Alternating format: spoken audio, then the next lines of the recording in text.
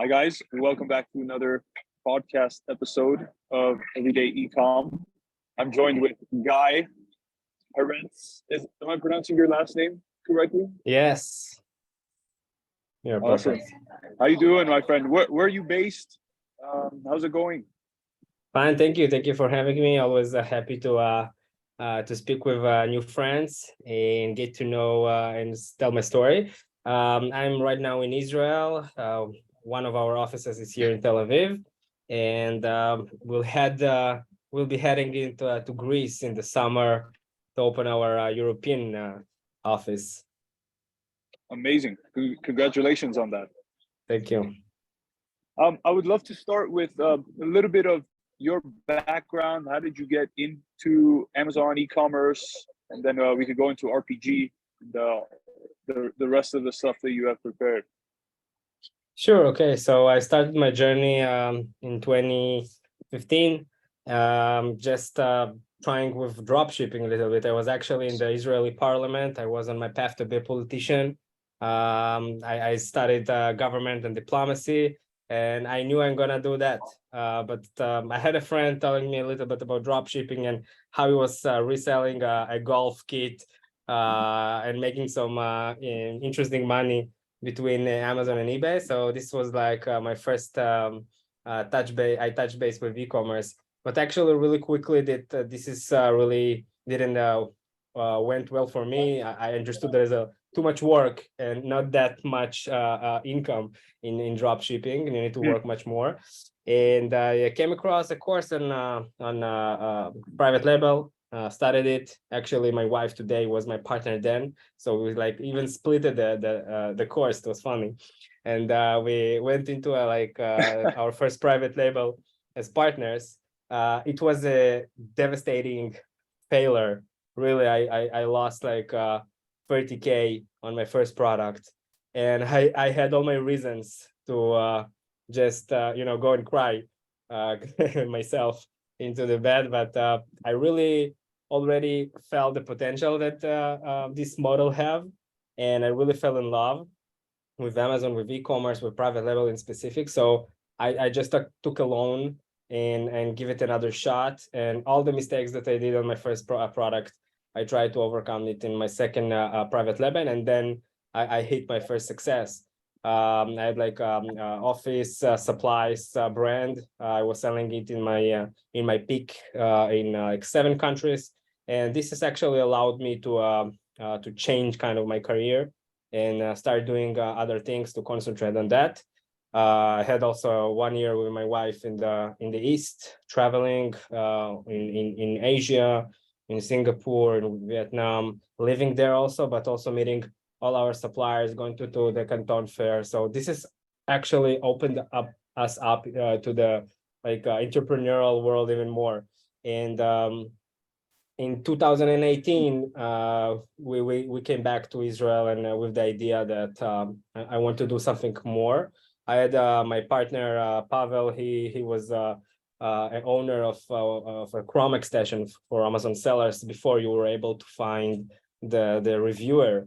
It's called the AMZ Wiz. So you were able to find the person who wrote you the review and contact him before Amazon shut it down. So I was his client, and I started to just to speak with him, and one thing led to another, and then we started to be partners. We started to give some advices to other Israeli sellers in the community. And I always had a flirt with teaching and with educating. This is something that I did also in the army with rookies.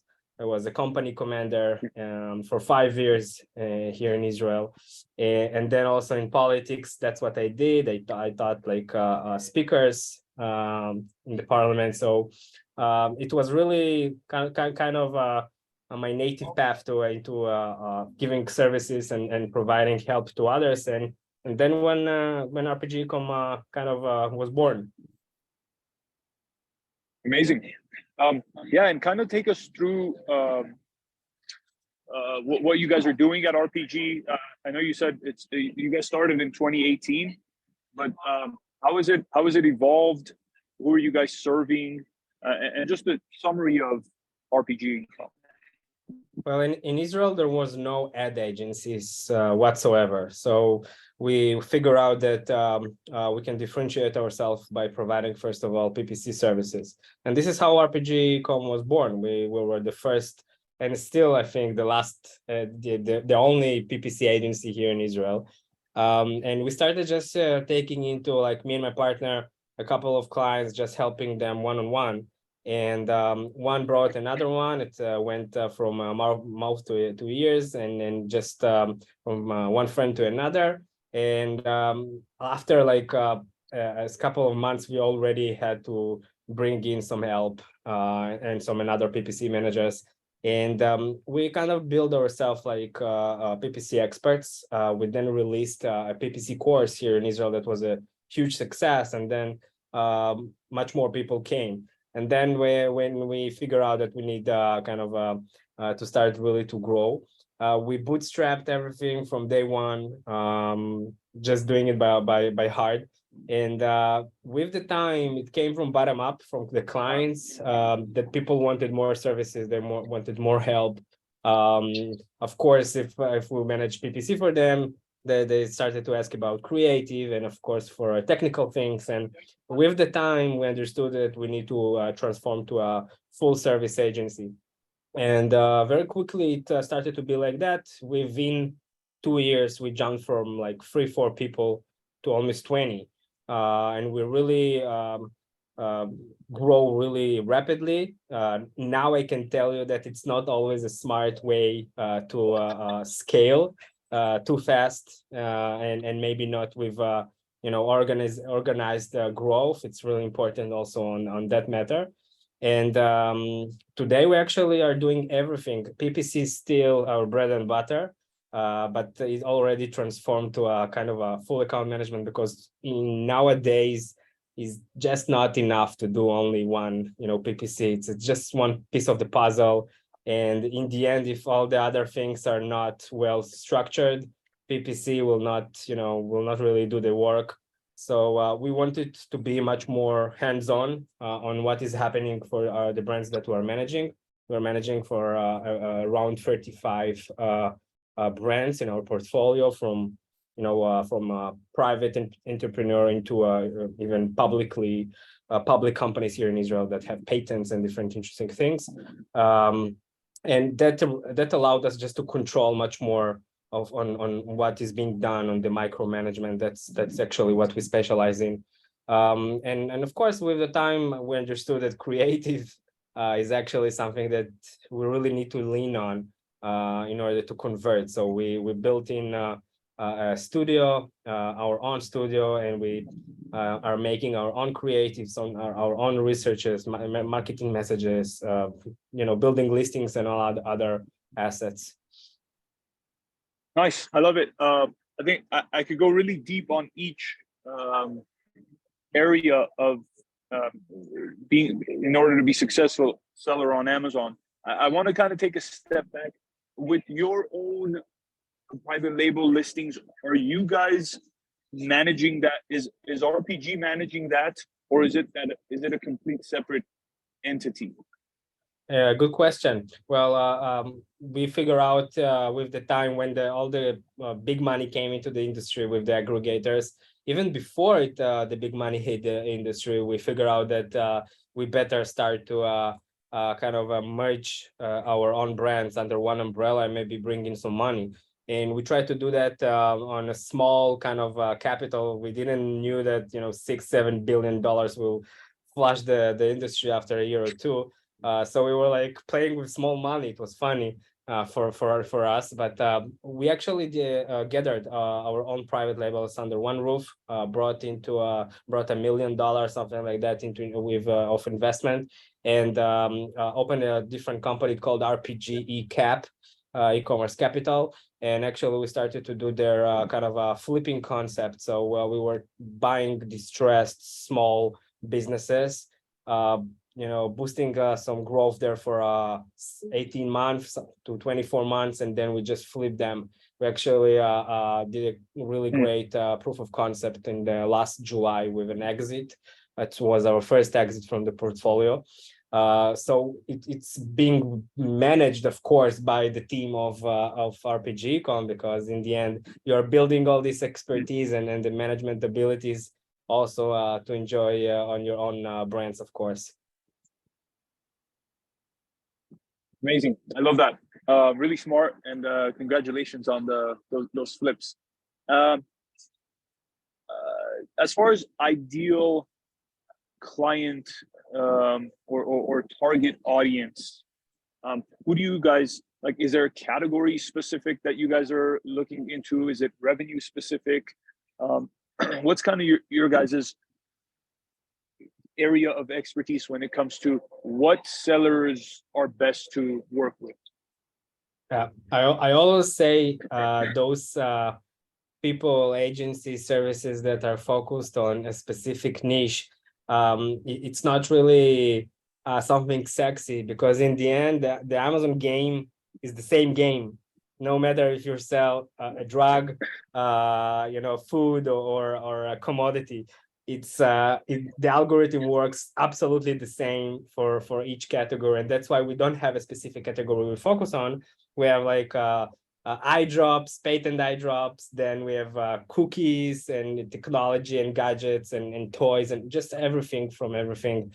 I would say that in terms of like revenue, because our specialty is kind of a micromanagement, we're really provide like this kind of holistic full account management, and we try to plug in right away all our expertise into the account. So it's not that perfect for a small seller. They usually can't really afford it for themselves, and on the other hand, the big players are usually have these operations on their own. So I would say like medium class sellers up to 150K per month.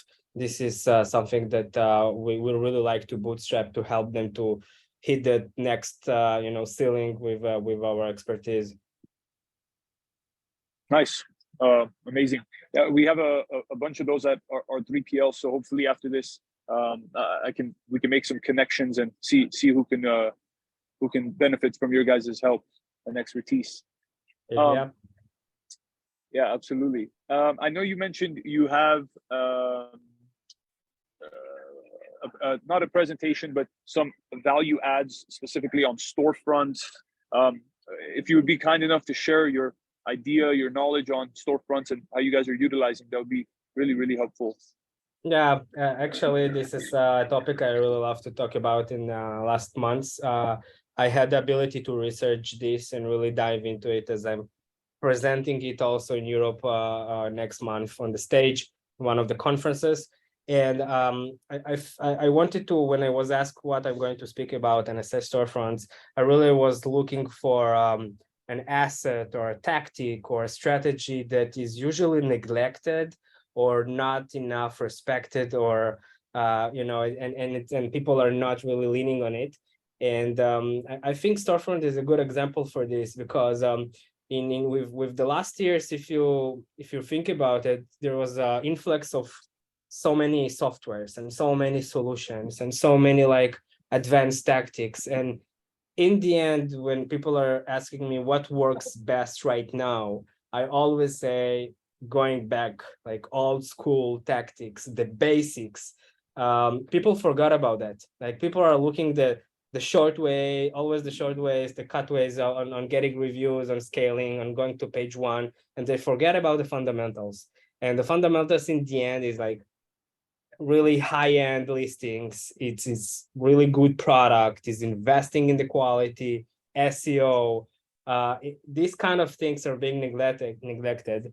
And I think if I really want to focus on something from the new features that Amazon is being opening in the last like 2 years, every time there is a new feature, a new like brand analytics, and then bonus referral program, and then an attribution, and all the time you have something new, and you say, oh, I need to keep up. I need to keep up with the phase and study more and more advanced things. But hey, that's not really what really works right now, because the challenges right now is pricing, is net profiting, these are the challenges right now. And by solving that, you need to go to basics.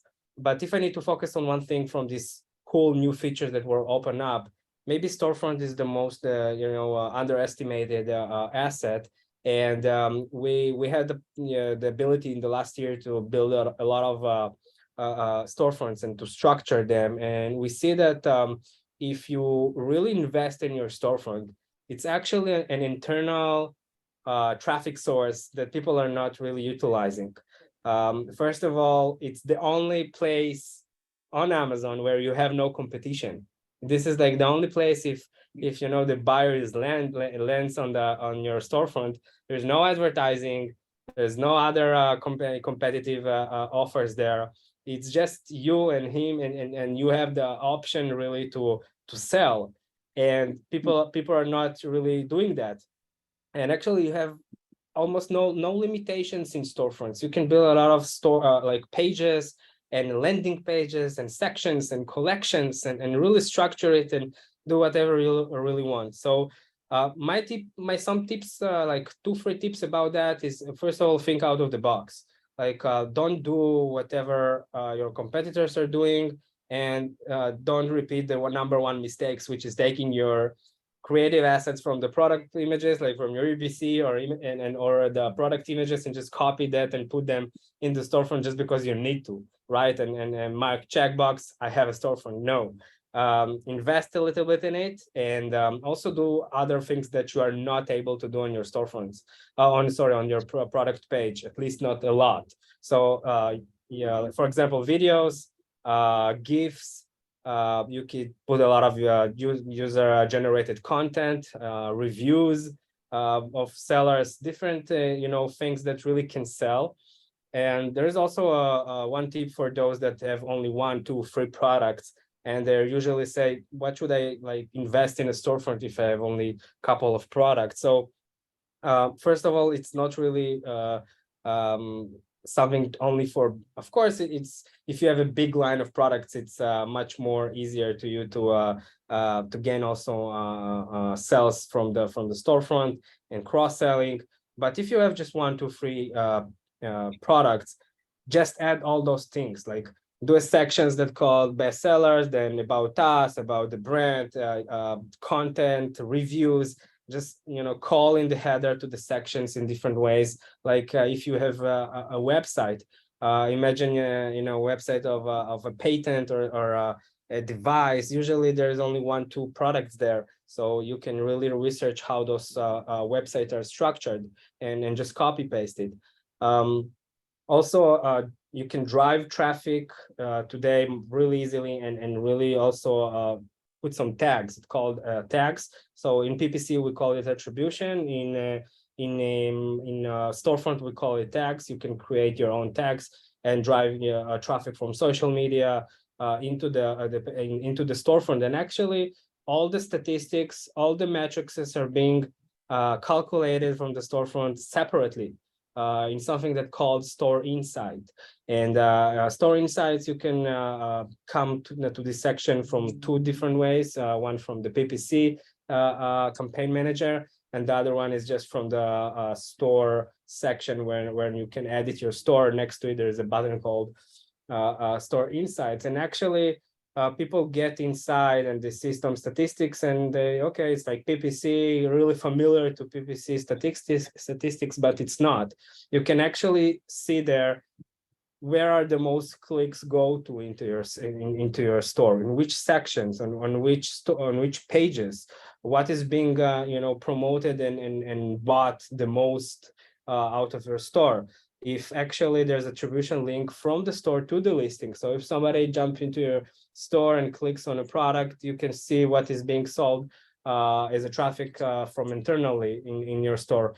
And then you can utilize it. If you see something that is being really clicked on or bought a lot, you can put it in the front of the storefront, even in the upper side, in the upper part where whenever people are just landing on the storefronts. And that's really something that people are not investing in it.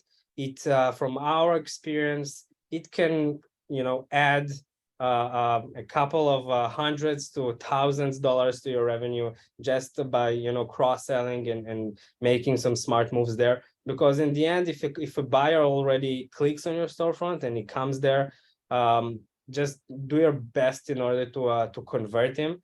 So this is just on one leg. I can go on with this, but it also I will just end with the fact that there is also other like features that are being opened only after you have a store. For example, specific campaigns that you can do to drive traffic specifically, like from the display to your storefront, or you can collect followers only if you have, you know, a store. There's a new button called follow in the storefront. So this is actually something that is also neglected, but mark my words, Amazon will develop this in a few years, 1-2 years. This will be a really awesome feature where you can communicate with your followers. You can, you know, already right now it's being opened with the engagement features, but it's something which is not really easy to gain these followers. So actually you can do it with Amazon Live and Amazon Posts and through the storefront. So it's better to start right now. After a year or two, it will be very crucial for those who have a list of followers. Yeah, that's really, really good insights. I know for some of you listening, it's text, so or audio and not seeing it. Maybe next time, if you do have a presentation, we can continue that, go deeper, maybe host something live and kind of demonstrate that. But I'm following exactly what you're saying and trying to implement a lot of those things on our storefronts, especially the cross promotions and, like you mentioned, different types of content, just to make it more appealing as our customers are landing to shop there and not go elsewhere, and or click out and go elsewhere. How much of the focus for you guys driving storefront traffic is PPC versus external social media, email, other traffic? Do you guys measure that? Do you know? Not yet, because I think attribution and tags are still a bit working, like cracking a little bit. And Amazon call it, like, for 2 years already, beta version. It's funny, but it takes them a lot of time to really make it work. And we see that sometimes it goes well, and sometimes the numbers are just not get the you know the right numbers. So I think we're still focused on internal PPC, so banners and displays, and now even sometimes when you build collections inside your stores, collections are being featured in search results. This is something new that Amazon is trying to do. So building collections is important in storefronts. So it's still much more on a PPC. It's mainly when we want them to see that we have other products or complementary products in our line. But we experiment all the time with outside traffic and social media and TikTok. We do that all the time. Depend, of course, on the audience. In the end, each platform outside is have their unique features. But we play with that. A/B testing is the key in the end for everything. There's a lot of sometimes people are saying it's you know, spending PPC on Amazon is so expensive right now. So just go and try and see that Google is sometimes like 2-3 times cheaper sometimes, and you can still you know, and have you have some benefits on the referral bonus program. So we can also have like a 5% referral fee instead of 15, and sometimes that what covers the PPC outside. They're really, really insightful. And I want to, in the future, dive much deeper into this. I just realized I'm looking at my phone and my battery is draining much faster than usual. So I'm going to ask one question that's a multi-part.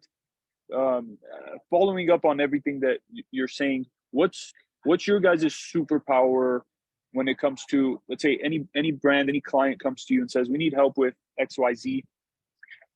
What's the pitch and the superpower where you say, okay, I got you, I can knock this out of the park?